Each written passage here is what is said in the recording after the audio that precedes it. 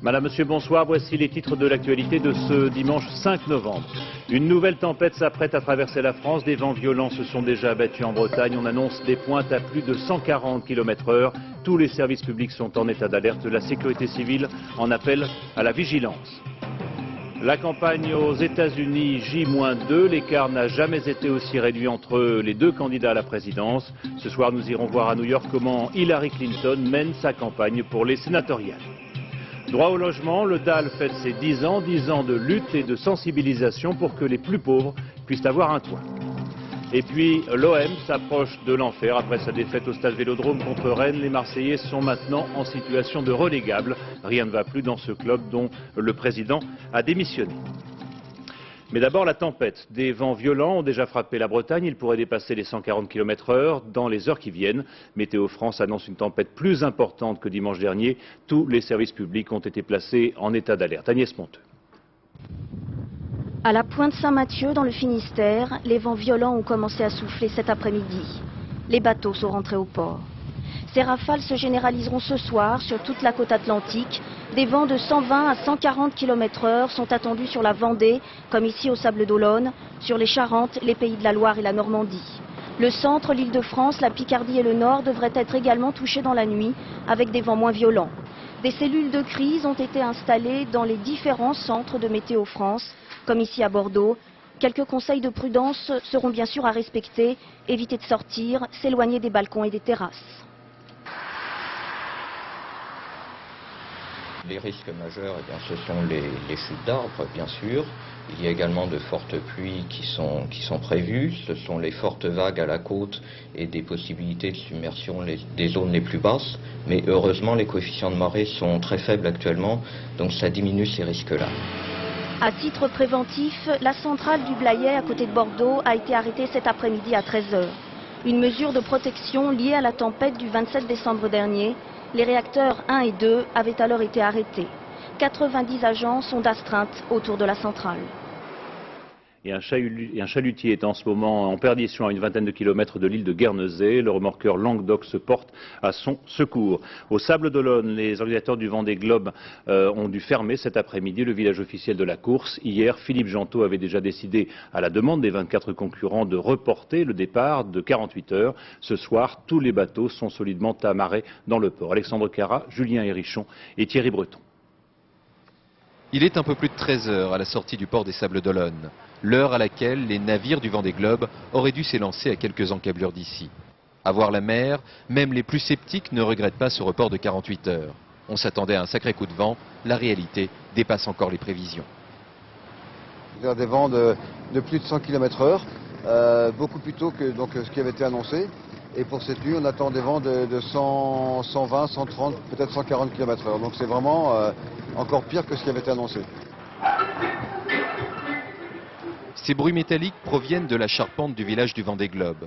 Devant la violence du vent, pour ne faire courir aucun risque aux spectateurs, les organisateurs en ont fermé l'accès.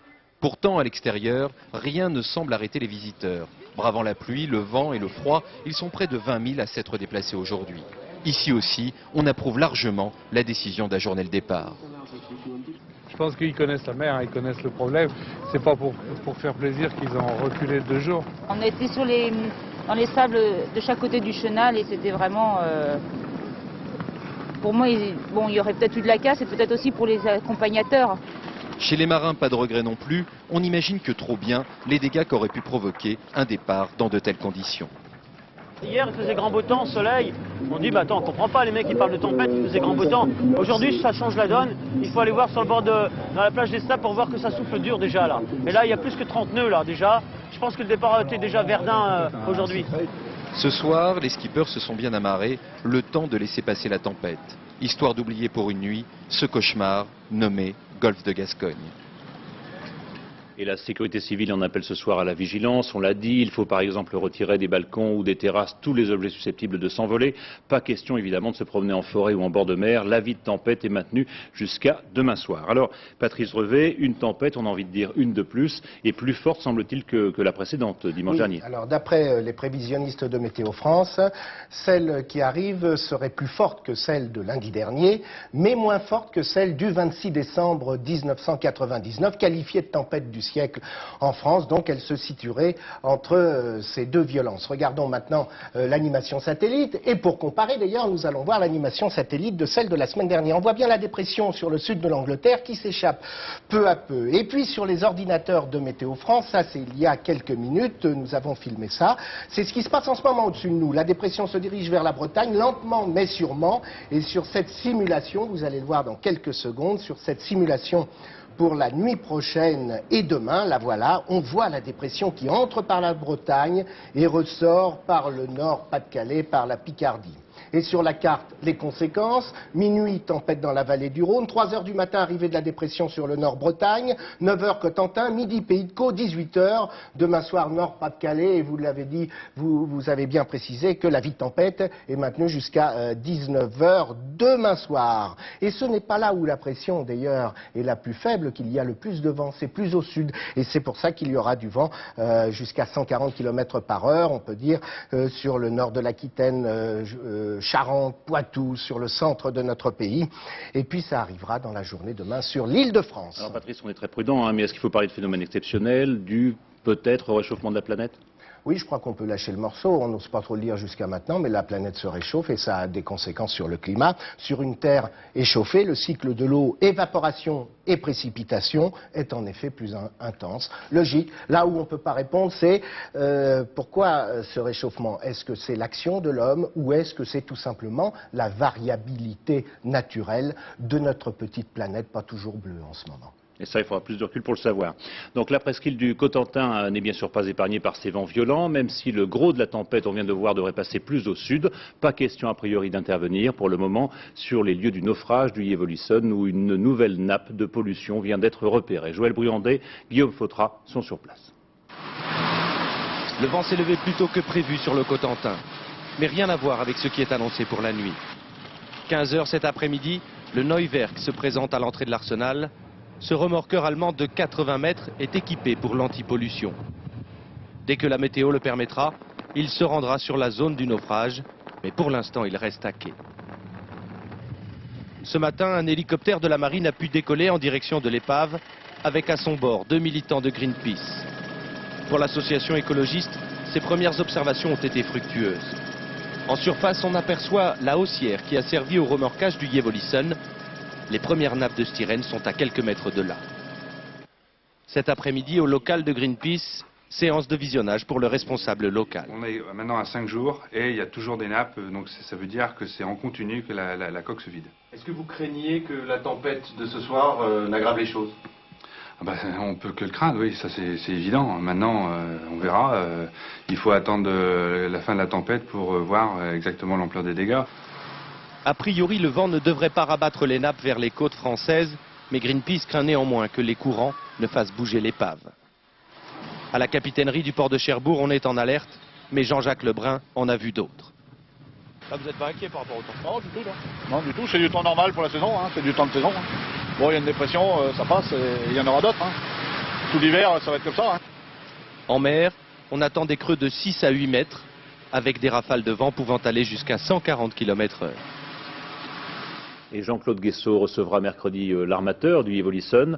Le ministre des Transports reste prudent sur les risques de pollution, mais il insiste pour que le Parlement européen prenne au plus vite les mesures nécessaires pour éviter que ce genre de catastrophe ne se reproduise. Réponse de Nicole Fontaine, la présidente du Parlement. Ce sont les ministres européens des Transports eux-mêmes qui sont en deçà de ce qu'il faudrait faire. Agnès Gardet et Stéphane Amar. Le pétrolier maltais sombre au large des côtes bretonnes. Dans ses flancs, plus de 30 000 tonnes d'hydrocarbures. C'était le 12 décembre dernier, le naufrage de l'Erika allait provoquer l'une des plus graves marées noires qu'ait connue la France. Moins d'1 an plus tard, l'accident du Yevolison relance la polémique sur la sécurité maritime. Avec une question, la France et au-delà l'Europe ont-elles tiré les leçons de la catastrophe de l'Erika? la Commission européenne a réagi vite en formulant des projets de règlement assez rigoureux. On a étudié ces textes. Sur le fond, les premières versions étaient plutôt intéressantes. Elles permettaient de renforcer significativement les contrôles au port, le contrôle des sociétés de classification. Et puis, je dirais depuis, tout cela part un petit peu en filoche. Des initiatives européennes pour lutter contre les poubelles flottantes, c'est vrai qu'il en existe. La principale, renforcer le contrôle des navires. Mais le Conseil des ministres des Transports des 15 États membres, présidé par Jean-Claude Guessot, a beaucoup limité la portée de cette mesure. C'est ainsi que la Commission proposait un contrôle qui permettrait de toucher les 5500 navires à risque. Et dans le texte du Conseil, qui va être soumis prochainement au Parlement européen, eh bien, on ne contrôle plus que moins de la moitié de ces bateaux, 2300 bateaux. En filigrane, il y a le reproche aux pays à forte tradition maritime. Pays-Bas, Grande-Bretagne, Grèce et Danemark sont soupçonnés de traîner les pieds. Des contrôles, oui, mais pas trop. Pourtant, il y a urgence à sécuriser les mers. Du coup, le Parlement européen accélère la procédure. Le texte sur la sécurité maritime sera examiné le 29 novembre, un mois avant la date prévue. Les mauvaises conditions météo n'arrangent pas la situation en Angleterre, déjà frappée durement par les inondations. Après l'accalmie du week-end, c'est à nouveau l'état d'alerte. Correspondance de Richard Binet. Les premières images de la tempête que redoute toute l'Angleterre. Des vents de plus de 100 km/h et surtout une pluie diluvienne ont atteint le sud-ouest du pays. Les terres sont déjà gorgées d'eau et l'on craint une aggravation des inondations. La dépression n'a pas encore atteint le nord-est de la Grande-Bretagne. À York, les autorités ont monté des murs de sable contre la rivière Ouse qui n'a jamais atteint un tel niveau depuis près de 4 siècles. 3000 habitants ont été évacués à titre préventif et ce matin, dans certaines parties du centre-ville, les barges de l'armée constituaient le seul moyen de rejoindre le domicile. Nous sommes juste revenus ce matin pour récupérer des objets de valeur et voir le niveau de l'eau dans la maison. De nombreux habitants n'avaient jamais revu leur maison depuis le début des inondations, comme ce jeune couple de retour d'un voyage de noces.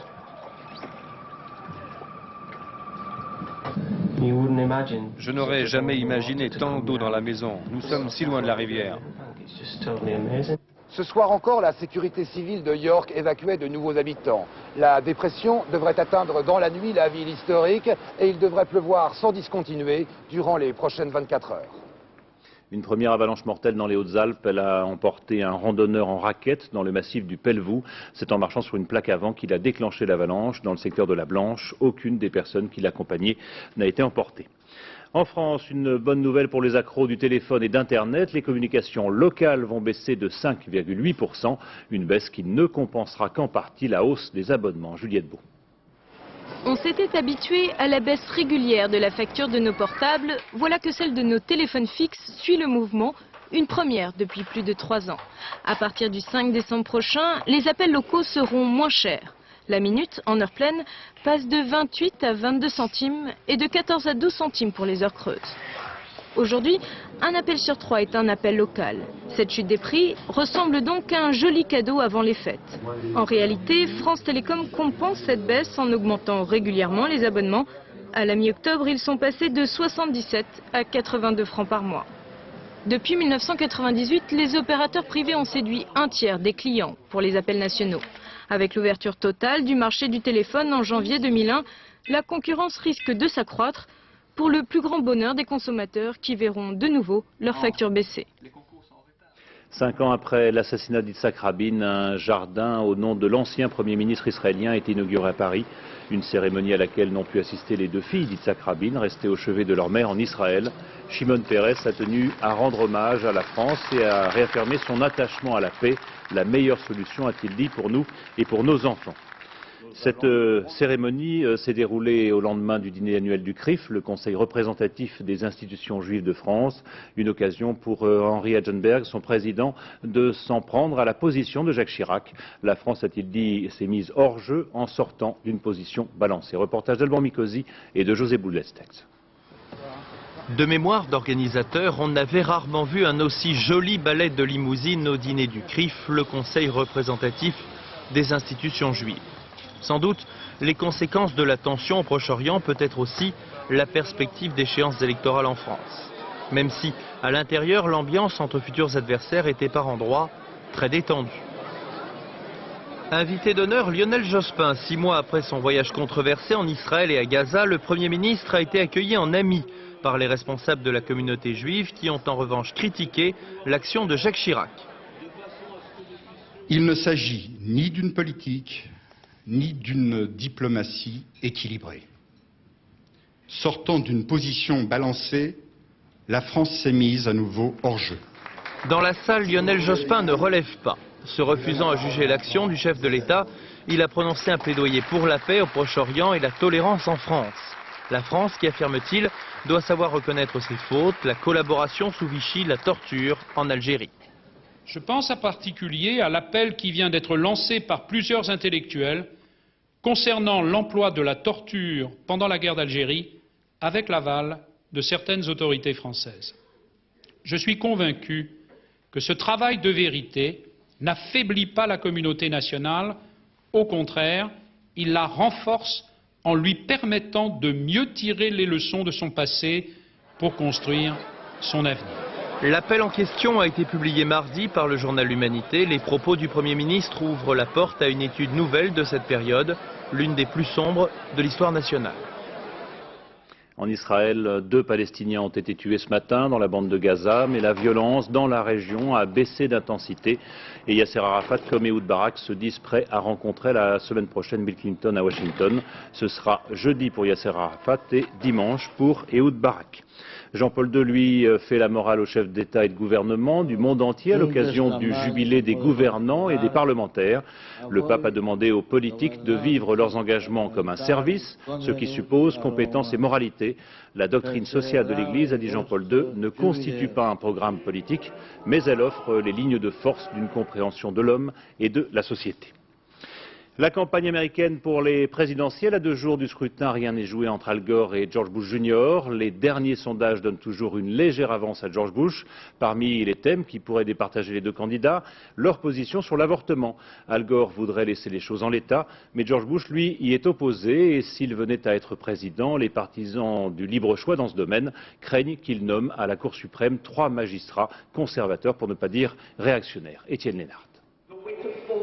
Chaque année, à la même date, ils sont des milliers qui déferlent sur Washington et ce jour-là, ils sont venus entendre le père Stan, un prêtre de New York, qui mène à travers les États-Unis une croisade contre l'avortement et pour l'éducation sexuelle des jeunes Américains. Le père Stan a trouvé un bon moyen, il donne dans les rythmes rap et sa dernière trouvaille s'appelle la zone braguette.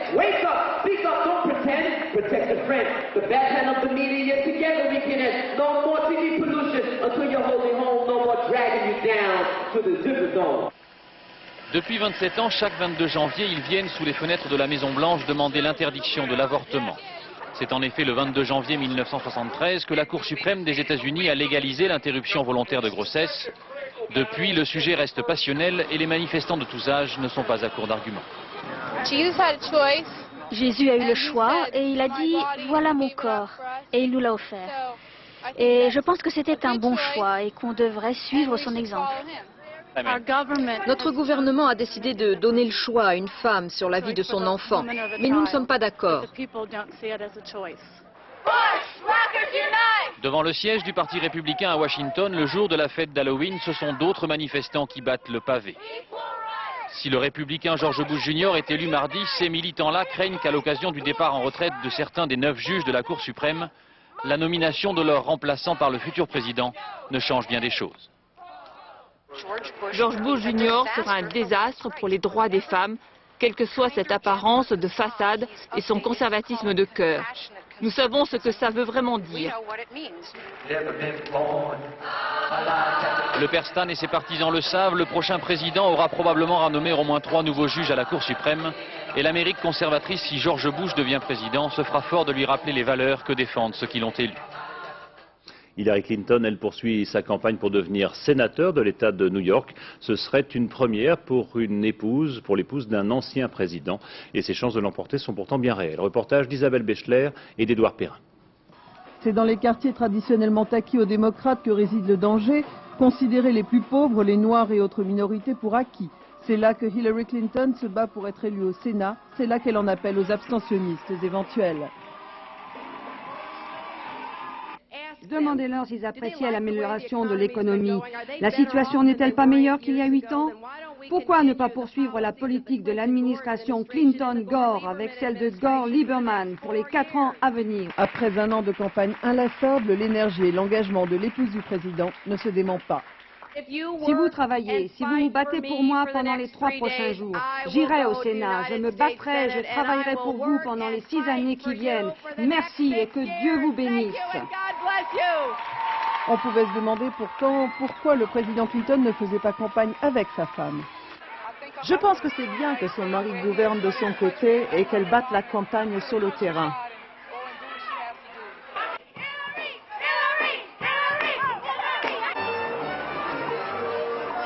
Quelques heures plus tôt, Bill Clinton allait mobiliser la minorité hispanique dans un dancing du Bronx. Avec son charisme légendaire, il donnait un coup de pouce aux démocrates.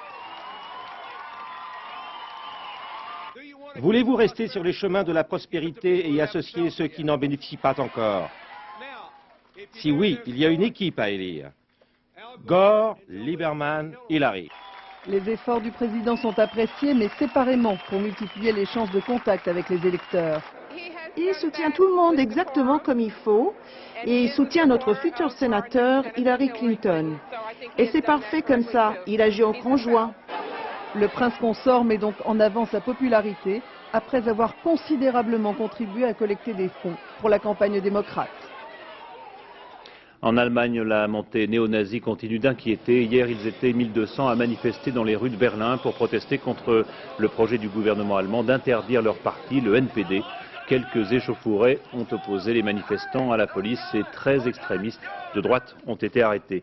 Le Parti national-démocratique compte 6000 adhérents. Toute la classe politique allemande, à l'unanimité, souhaite sa suppression face aux actes racistes et antisémites qui se multiplient en Allemagne depuis le mois de juillet. Pourquoi ce regain de racisme? Des éléments de réponse avec Patrice Romden.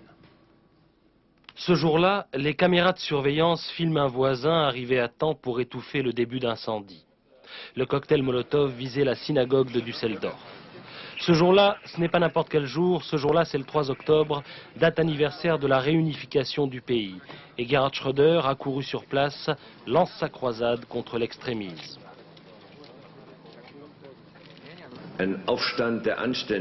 Un soulèvement des gens bien, voilà ce dont l'Allemagne a besoin, dit alors le chancelier, dénonçant ainsi la léthargie des Allemands face à la multiplication des actes racistes et antisémites.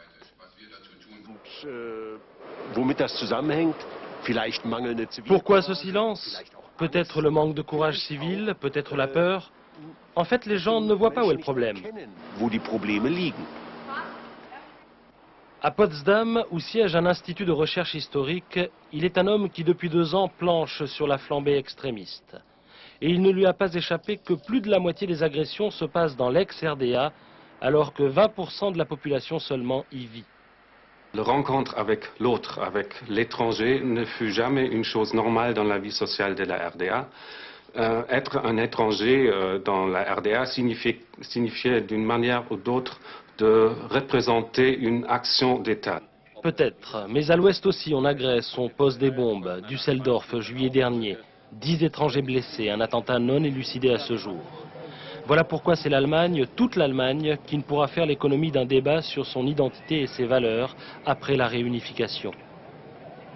Le chancelier Schröder en appelle au soulèvement des gens bien. Eh bien, on va pouvoir les compter les gens bien, puisque c'est ici, au pied de la porte de Brandebourg, symbole de l'unité du pays, qu'est prévue une grande manifestation contre l'extrémisme le 9 novembre. Une date symbolique puisqu'elle commémore la chute du mur en 89 et la nuit de cristal en 38.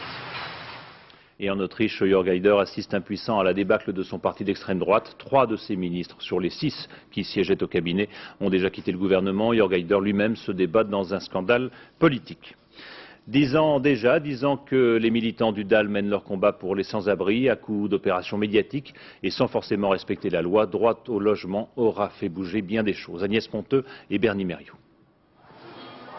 Ils militent contre la misère au milieu des boutiques de luxe. Ce n'est pas une provocation, ces locaux sont en fait prêtés par un généreux propriétaire. disant que l'association manque d'argent, mais les bénévoles sont de plus en plus nombreux, 300 aujourd'hui sur toute la France.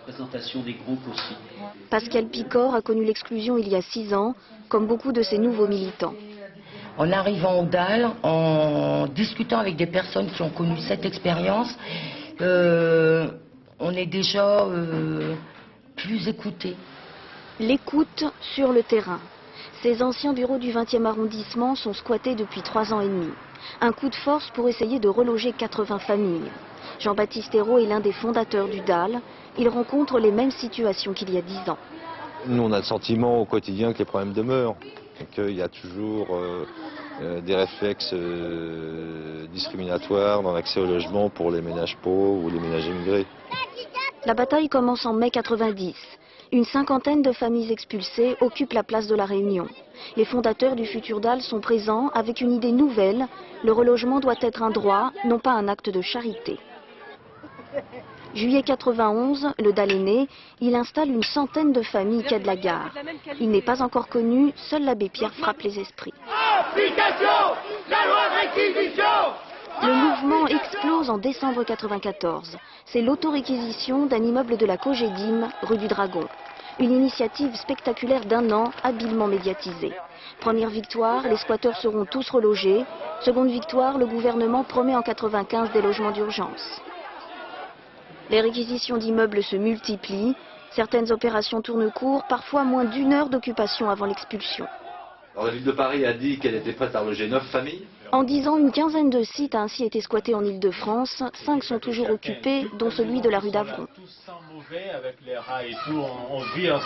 Environ 3500 familles ont été relogées grâce au DAL. C'est beaucoup et c'est très peu.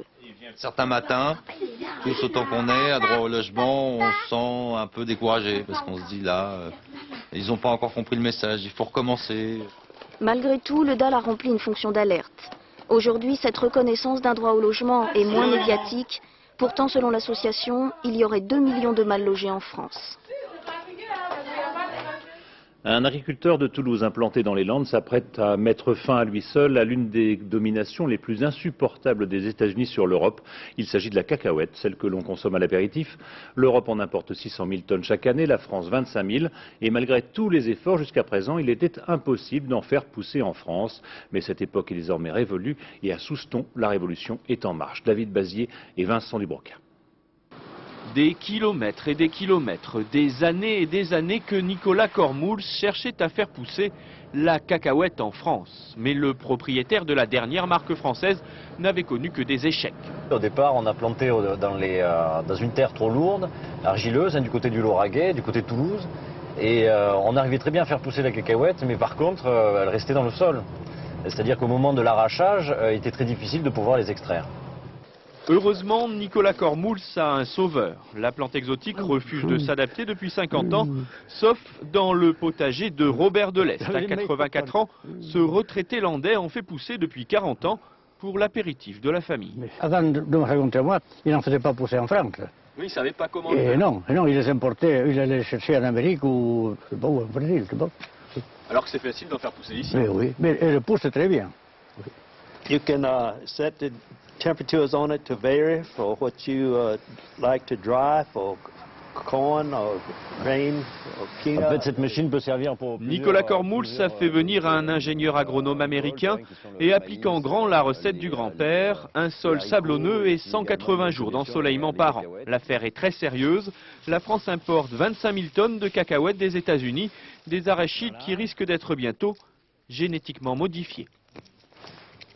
D'ici 4 ans, donc, la cacahuète sera prête pour une expérimentation en organismes génétiquement modifiés.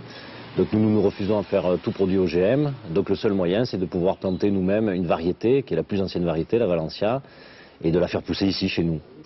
Ce sont les fils de Robert Delest qui ont mené les premières cultures. D'autres agriculteurs des Landes devraient suivre, car on dit l'arachide très rentable depuis que le dollar est très cher. Voilà, et ces cacahuètes landaises devraient être commercialisées l'année prochaine. Le rugby, les Bleus ont tout tenté hier soir au Stade de France, mais les champions du monde australiens étaient décidément les plus forts. Les hommes de Bernard Laporte se sont inclinés par 18-13, malgré un bel essai. Une défaite donc, mais pas une déroute. En revanche, ça ne va pas du tout pour Thomas Castagnède, l'arrière du 15 tricolore, blessé à l'échauffement. Il souffre d'une rupture du tendon d'Achille gauche et sera donc indisponible 6 mois. Le football et les déboires de l'OM, après sa défaite au stade Vélodrome hier soir contre Rennes 1-0, les Marseillais ne savent plus à quel sein se vouer. Ils se trouvent maintenant dans le bas du classement, en situation de relégable. La démission du président jeudi dernier et les rumeurs de départ de Dimeco, le manager sportif, n'aident en rien à la sérénité. Virginie Fichet et Christophe Larocca.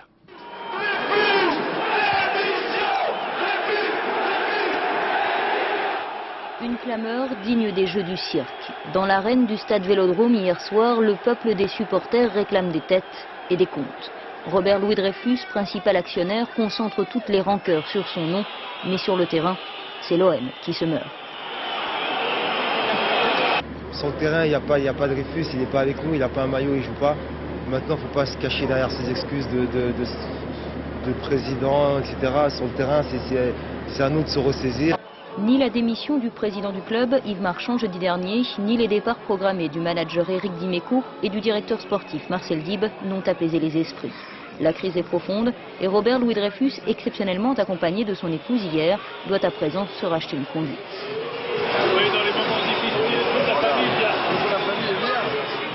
Dans cette famille, Jean-Claude Gaudin pourrait jouer le rôle du père. C'est lui qui, en 1996, avait confié le club à Robert Louis Dreyfus. Depuis plusieurs jours, son amicale pression pèse sur le patron suisse. À la veille des municipales, le maire de Marseille sait qu'il a tout intérêt à éviter le naufrage du vaisseau OM.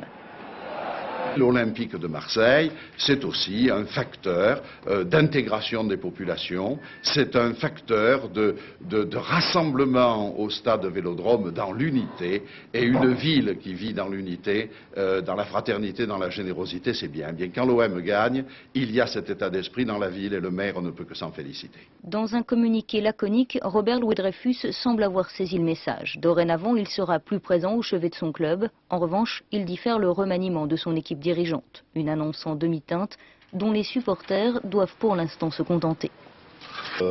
Une solution, c'est que Robert Louis Dreyfus reprenne les choses en main clairement. En l'état actuel des choses, bon, il n'y a pas de candidat à la reprise du club, donc il n'y a pas d'alternative à Robert Louis Dreyfus. Le principal atout de Robert Louis Dreyfus reste donc ses millions.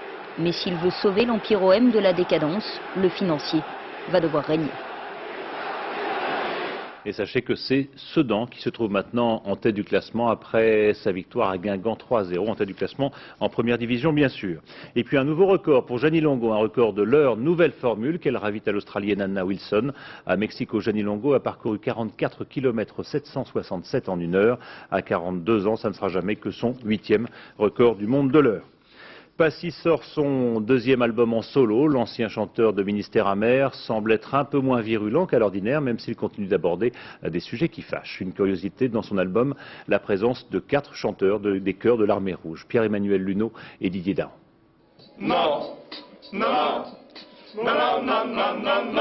Ces hommes autour de Passy ne sont pas des policiers. Filmés pendant l'enregistrement de son album, en fait, ce sont 4 chanteurs des prestigieux chœurs de l'Armée Rouge. Non, ils chantent les chansons populaires, classiques, tout.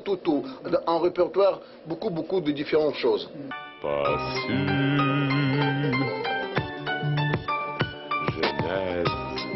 Passy annonce donc la couleur de ce nouvel album. Rouge bolchevique et révolutionnaire. Sur mon album, tous les morceaux sont différents. J'aime bien quand un morceau te prend et t'emmène dans son univers et qu'il ne soit pas forcément le même univers que l'autre d'après. J'aime pas être pris dans une étiquette. J'aime bien faire ce que je veux, c'est vrai, changer à chaque fois et essayer d'être bon à chaque fois. Bon, le rappeur français l'a été encore une fois. Depuis sa sortie, l'album se vend pratiquement à 10 000 exemplaires par jour. Passy est toujours en phase avec son public, un public qui se presse à chacun de ses concerts. Le son, il est plus agressif et ça exprime vraiment ce qui se passe autour de lui, quoi. Et je dirais même autour de nous. L'air est impur, les règles n'existent plus. La foule a compris et ça n'hésite plus. Le bien ou le mal, mais là c'est pas le bien qui triomphe. Depuis l'époque où il appelait au sacrifice de poulet avec un autre groupe, Ministère Amer, Passy ne s'est donc toujours pas calmé.